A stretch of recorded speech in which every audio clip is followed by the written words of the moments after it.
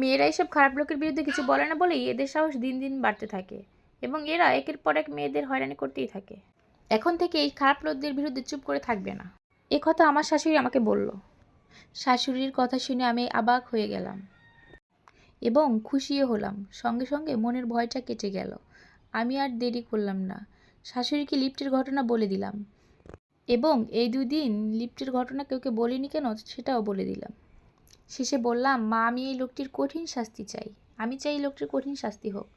শাশুড়ি ঘটনা শোনার পর আমাকে নিয়ে অ্যাপার্টমেন্টের কেয়ারটেকারের কাছে গেলেন এবং 2 দিন আগে সিসি ক্যামেরা চেক করে লোকটির চেহারা বের করলেন। তারপর দারোয়ানের মাধ্যমে বের করলাম লোকটি কার বাসায় এসেছিল। তারপর তিনি আমাকে নিয়ে সেই বাসায় গেলেন এবং জানলেন লোকটি আমাদেরই আত্মীয়। শাশুড়ি তখন তাদের লিফটের ঘটনাটি বললেন। লোকটিকে আপনারা ডেকে আনেন, সবার সামনে তার বিচার হবে।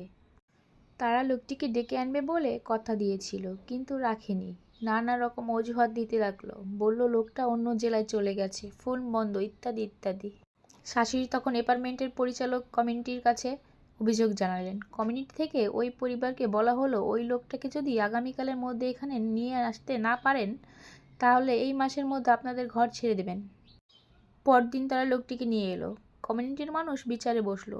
বিচার শুরুর আগেই আমি সবার সামনে জুতা দিয়ে লোকটির 2 গালে প্রচণ্ড জোর মারলাম। আরও মারতাম, কিন্তু শাশুড়ি এসে থামালেন। লোকটি হাত জোর করে মাপ চাইতে লাগলো। কমিউনিটি পরিচালক তখন শাশুড়িকে বললেন, আপনারা চাইলে আমরা ওকে পুলিশে ধরিয়ে দিতে পারি, আবার আপনারা চাইলে ওকে মাফও করে দিতে পারি, সিদ্ধান্ত আপনাদের। শাশুড়ি উত্তরে বললেন, আমার বউয়ের গায়ে হাত দিয়েছে, বদমাশটাকে মাফ করার প্রশ্নই আসে না। আমিও বললাম, বদমাশটাকে মাফ করব না, কারণ আমি নিশ্চিত সে এরকম অসভ্যতা আরও অনেক মেয়ের সাথে করেছে, আর ওর যদি এখন কঠিন শাস্তি না হয় ও এরকম অসভ্যতা আরও মেয়ের সাথে করবে। তাই আমি চাই ওকে পুলিশে দেওয়া হোক।